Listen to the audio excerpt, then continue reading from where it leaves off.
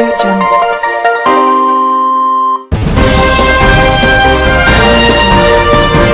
नमस्कार, मैं राजमोहन, आप देख रहे हैं मोर न्यूज में आपका स्वागत है।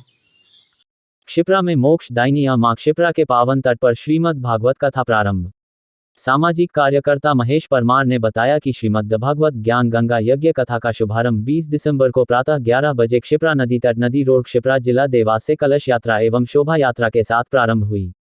महेश परमार और पत्नी आशा परमार ने अपने सिर पर श्रीमद् भागवत कथा और कलश उठाकर सभी महिला और पुरुष वर्ग के शोभा यात्रा में शामिल हुए।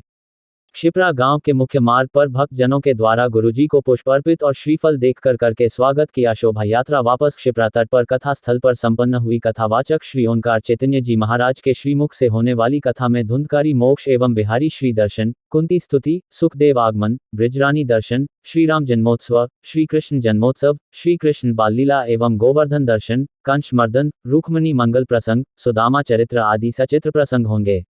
कथा दिनांक 20 दिसंबर से 26 दिसंबर तक।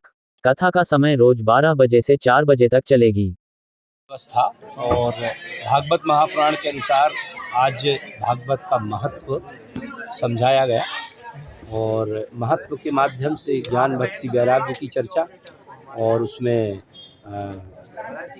आत्मदेव नाम के ब्राह्मण और धुंधकारी की कथा इसमें प्रसिद्ध है और जिसके माध्यम से भागवत कथा के श्रवण से किसको क्या फल प्राप्त होता है ये दर्ज बताया गया है। आज ये कथा सप्त दिवसीय है तो आज प्रथम दिवस था और बाकी 6 दिन और चलेगी।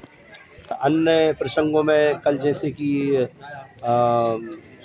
कल भीष्म पितामह का प्रसंग आएगा और इसके बाद में कपिल संवाद है, देवहूति माता का संवाद है और ध्रुव चरित्र है और तीसरे दिन आपके नरसिंह अवतार है, प्रहलाद जी का चरित्र है, चौथे दिन भगवान कृष्ण का जन्म और 5वें दिन भगवान कृष्ण की अन्य बाल लीलाएं, गोवर्धन पर्वत की लीला और 6ठे दिन रुक्मिणी विवाह और 7वें दिन फिर सुदामा चरित्र के साथ में भागवत महापुराण को पूर्ण विराम दिया जाएगा।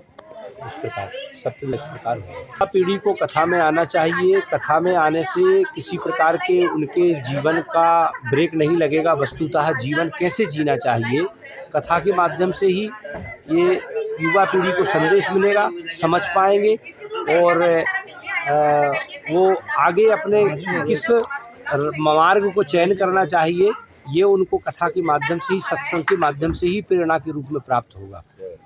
क्योंकि अक्सर संसार में यारी दोस्ती में तो अपने अपने स्वार्थ के पीछे व्यक्ति कुछ भी कर्म करने की प्रेरणा देता है, करता है, कराता है, परंतु सत्संग के माध्यम से व्यक्ति के परम लक्ष्य की ओर आकर्षित किया जाता है। जीवन जीने की कला उसको प्राप्त होती है और जिसके द्वारा व्यक्ति परहित और सत्कर्म में लगा रहता है सत्संग के माध्यम से और यही मानव जीवन का उद्देश्य होना चाहिए और यही मानव जीवन की सफलता है।